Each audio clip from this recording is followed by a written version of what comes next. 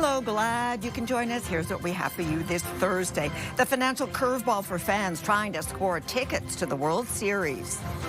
10,000, 20,000, it's a little bit hard to justify. Why even politicians are crying foul over the price gouging.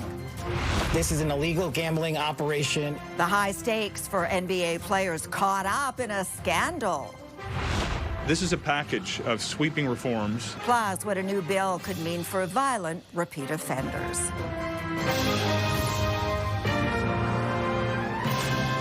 CTV National News with Sandy Ronaldo. Excitement in the air as the Jays prepare to take on the LA Dodgers in the World Series on Friday night. But just try getting a playoff ticket at face value. The cheapest on offer Tuesday was somewhere between $300 and $500. Today's resale cost, the sky is the limit, something that politicians are vowing to change. CTV's Kamal Karamali on the price gouging and why it's become a thing. After George Springer's historic dinger soared, so did Blue Jays ticket prices. 10,000, 20,000, it's a little bit hard to justify. For Game 1 of the World Series, more than $1,000 just for general admission, which gets you into Rogers Center, but doesn't get you a seat. Having the privilege of actually sitting down, though, is going to cost you. The bandwagon has a cost to it. That costs thousands, if not tens of thousands of dollars. 4 tickets was around $13,000. So I think I'll buy a car instead. How does it all compare to 3 decades ago when the Jays were last in the World Series?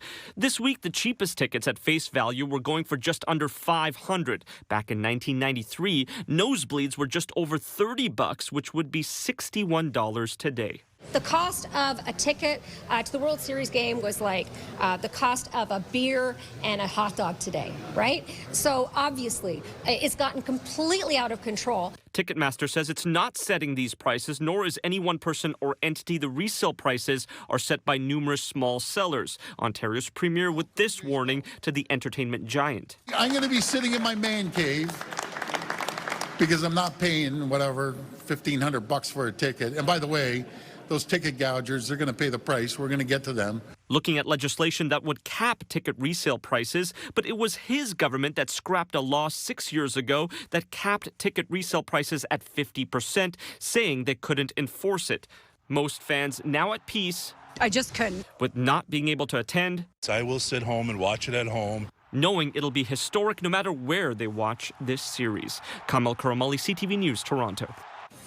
Now, the issue of skyrocketing Toronto ticket sales may seem mild compared to a massive sports rigging and gambling scandal in the U.S., allegedly backed by organized crime. It is sending shockwaves through the NBA after a coach and player were among the dozens arrested.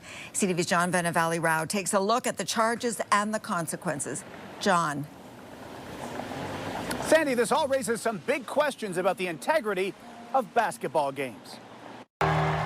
The stunning charges coming just days after a brand new NBA season tipped off, with these current and former players, including a Hall of Famer, among those accused, following investigations involving sports betting and rigged poker games linked to the mafia. We're talking about tens of millions of dollars in fraud and theft and robbery. U.S. authorities laying out 2 separate schemes, the first involving Miami Heat guard Terry Rozier, who was arrested along with former NBA player Damon Jones. Investigators say they provided information about games to co-defendants who used it to place illegal bets. The non-public information included when specific players would be sitting out future games or when they would pull themselves out early for purported injuries or illnesses. You got to keep fighting. Authorities say one example took place when Rozier was playing for the Charlotte Hornets in 2023. They say he let others secretly know he planned to leave a game early with a supposed injury. Rozier exited the game after just 9 minutes, and those bets paid out, generating tens of thousands of dollars in profit. For more than a year, authorities in New York have been looking into illegal gambling after Toronto Raptors player Jonte Porter was caught disclosing information to bettors. The NBA banned him for life. Authorities say the second indictment involves Jones and the head coach of the Portland Trail Blazers, Chauncey Billups, who allegedly took part in illegal poker games rigged by the mafia using high-tech cheating devices. Victims were attracted to play alongside well-known professional athletes and coaches like Chauncey Billups, only to be unknowingly deceived through rigged shuffling machines. The NBA says Billups and Rozier are being put on immediate leave and that it will continue to cooperate with authorities. Sandy. All right, John, thanks so much. Well, Ottawa tabled a bill today that cracks down on violent and repeat offenders. It comes after word that the man shot dead by police in Niagara Falls on Wednesday was allegedly out on bail for a crime committed 2 years ago against the same woman, murdered this week. CTV's Heather Wright on what CTV News has learned about the incident of domestic violence. Heather. Sandy, court documents show the man accused of killing the mother of his child was awaiting trial for a separate case of intimate partner violence from 2023. On Tuesday afternoon, shots rang out at this busy shopping plaza in Brampton, Ontario. A woman shot and killed a child abducted. The man accused was awaiting trial for domestic violence charges involving the same woman, 29-year-old Savannah Kula. It's these types of repeat and violent crimes Ottawa is hoping to crack down on, with new measures announced today. This is a package of sweeping reforms that includes more than 80 targeted measures that will make bail laws stricter and sentencing tougher. The federal Liberal government has been accused of being soft on crime and for allowing a so-called revolving door justice system that's too lenient on violent offenders. The changes announced today are designed to make bail more difficult to get, creating a reverse onus that falls on the accused. The accused must provide information that clearly demonstrates they do not pose a public safety risk. Victims' rights advocates, police unions, and some provinces have been demanding these types of changes amid a rise in violent and high-profile crimes. But not everyone is on side. The Canadian Civil Liberties Association says there is not enough evidence that shows bail causes crime, and they worry innocent people will be held in custody as a result. We do worry that as we erode this charter right more and more and more, we'll get into a situation where just because you are accused of something before you have your day in court, you're held behind bars. Asked about whether this bill will require more space in jails, the Justice Minister said provinces asked for these changes and should be developing capacity to manage more people going through detention facilities. Sandy. CTV's Heather Wright. Thanks, Heather. A power play from the federal and Ontario governments combining to spend $3 billion for mini nuclear reactors in the Greater Toronto Area. It will position Canada as the global leader in the deployment of small modular reactors. The Darlington new nuclear project is on the Prime Minister's list of projects in the national interest. The first of 4 small nuclear reactors is being built in Bowmanville, Ontario. Ottawa will contribute $2 billion, while the province will put up $1 billion. The entire project should cost about $21 billion, and once complete, the 4 reactors will produce enough power for 1.2 million homes. Now, we also learned last night in Mark Carney's primetime speech that the Prime Minister wants to follow the American model to recharge the economy by importing less, exporting more. But this, he says, will mean sacrifices for Canadians. CTV senior political correspondent Mike Lacouture now on what this tells us to expect in November's budget. Hey, Mike. Well, Sandy, those sacrifices the Prime Minister said students will have to make really did stand out. However, it's unclear if that means service or program cuts.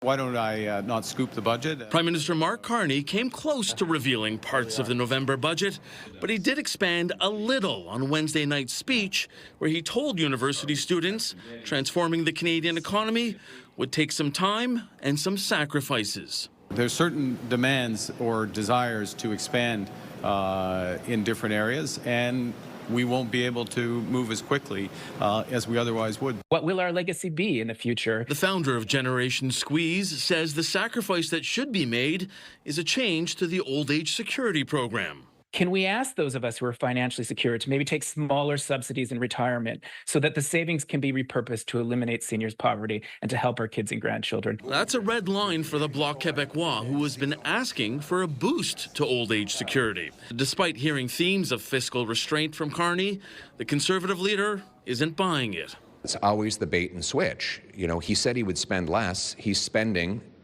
8% more. His deficit is 100% more than the one that the Liberal government had already put in place. Carney did say dental care, health transfers, childcare, and the National Food Program won't be affected. The budget is being crafted as trade negotiations continue with the U.S., focused on the steel and aluminum industries. The Americans are moving to an approach which is sector by sector as opposed to global. Carney says if there isn't progress with the affected sectors, his government will ensure other countries don't have unfair access to our markets if we don't have access to theirs. Right. Sandy? Okay, thank you so much, Mike.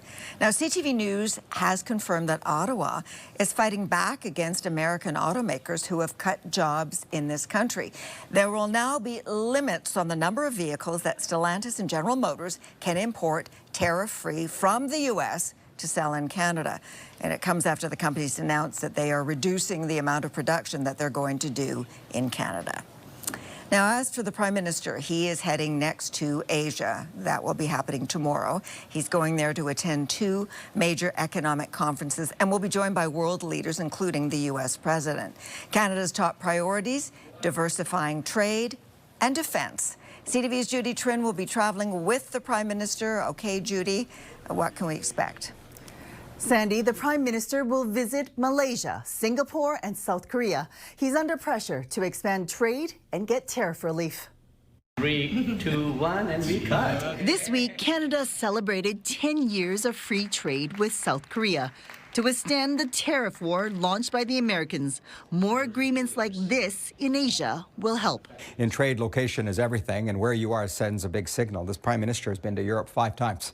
The action in terms of economic growth is in Asia. It's the growing middle class. It'll be a big part of the economic growth that the world is enjoying. In September, Canada also signed a free trade agreement with Indonesia, the biggest country in the Association of Southeast Asian Nations.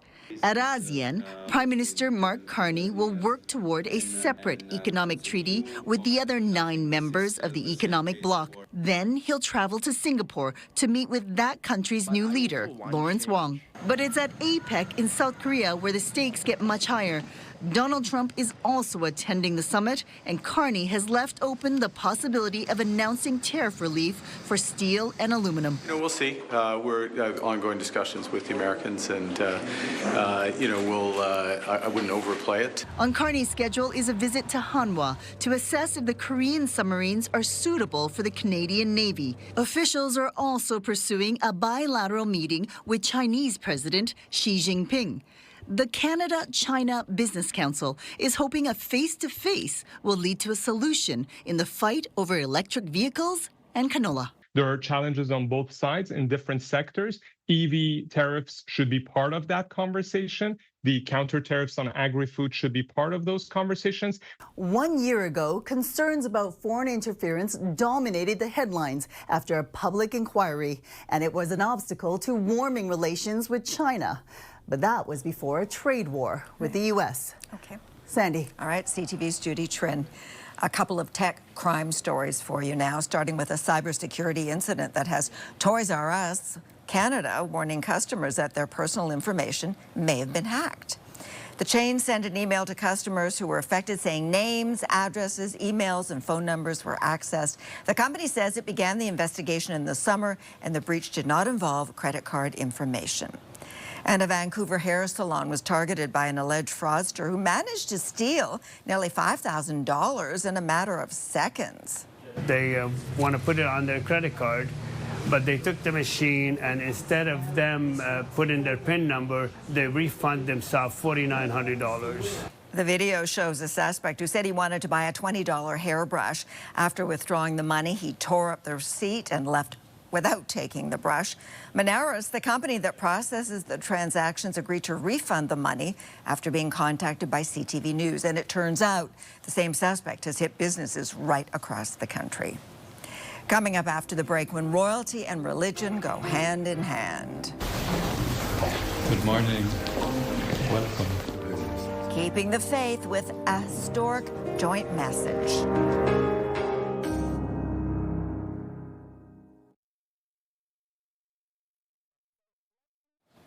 Days after a crew of thieves pulled off a stunning heist at the Louvre Museum in Paris, new video appears to show how they made their getaway. Now you can see what appears to be the robbers descending down a mechanical ladder from a second-story window, and from there they escape on scooters with more than $100 million worth of royal jewels. The cost to tear down the historic East Wing of the White House and to build a Donald Trump-inspired ballroom has risen to $300 million US. Trump says the demolition, which began Monday, will not cost taxpayers, but will be split between himself and private donors. Some conservationists and historians say the project should have faced more scrutiny before work began. An historic moment in Italy today as King Charles joined Pope Leo and the Anglican Archbishop in prayer.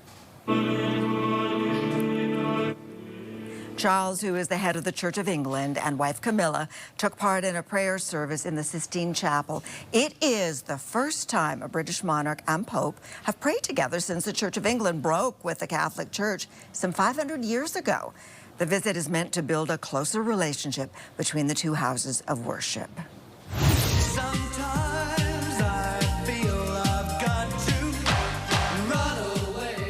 And David Ball, the driving force behind one of the biggest songs of the 80s, has passed away.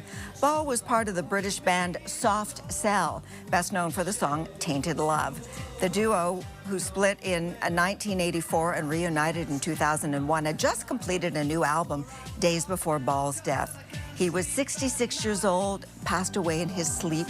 Former bandmate Mark Almond paid tribute to Ball's endless laughter and unwavering friendship.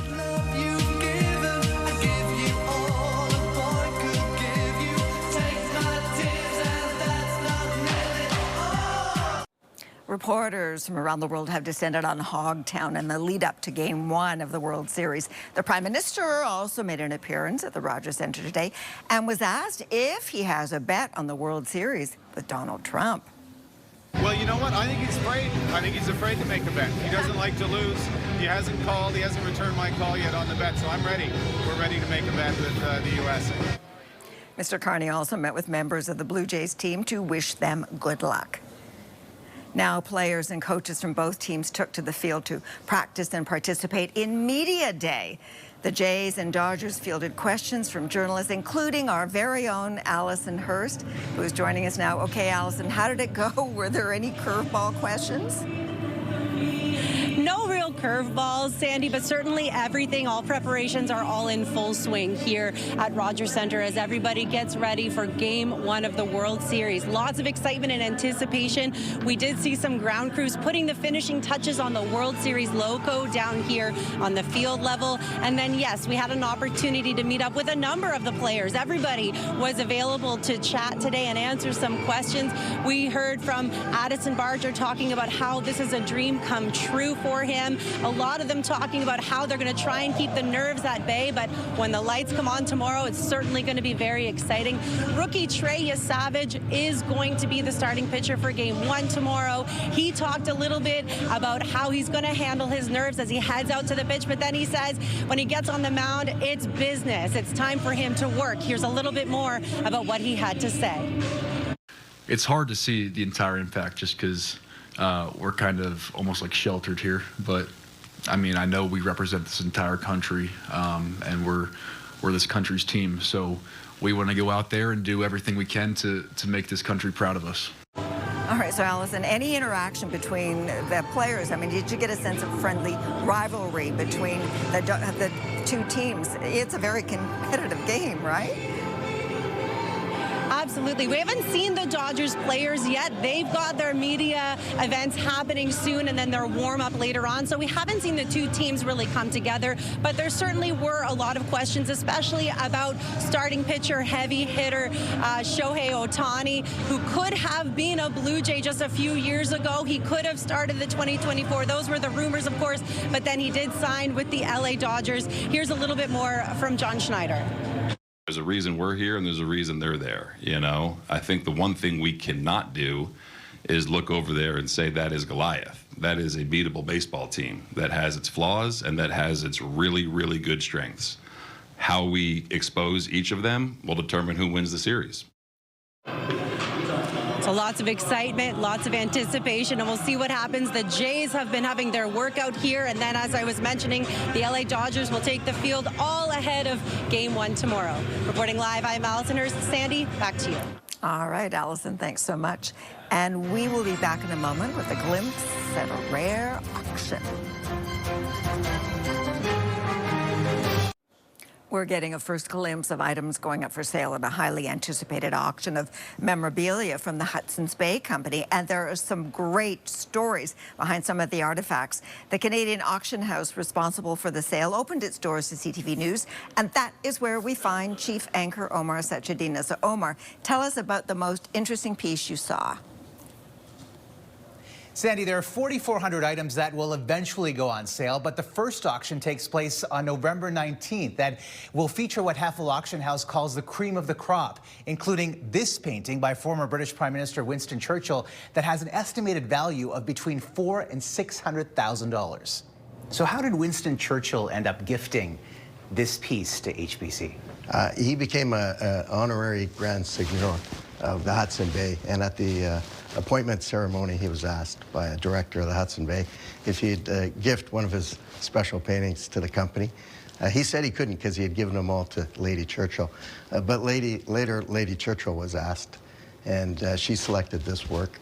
And this one's called Marrakesh. Winston Churchill actually had quite a fascination with Morocco and with Marrakesh. He loved Marrakesh. He loved the light and shadow.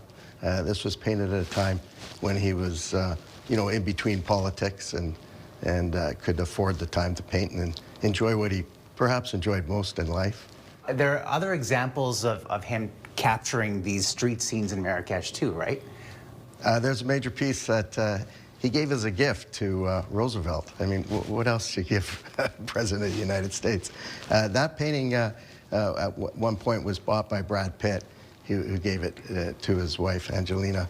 And as a byproduct of the divorce, that work of Marrakesh by Churchill recently went up for auction and sold for over $16 million Canadian.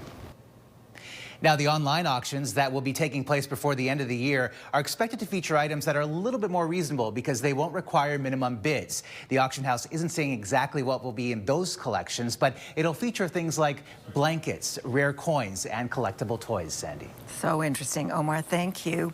And thank you for sharing your time with us. I'm Sandy Ronaldo. Your local CTV News is coming up. Bye for now. Have a nice evening.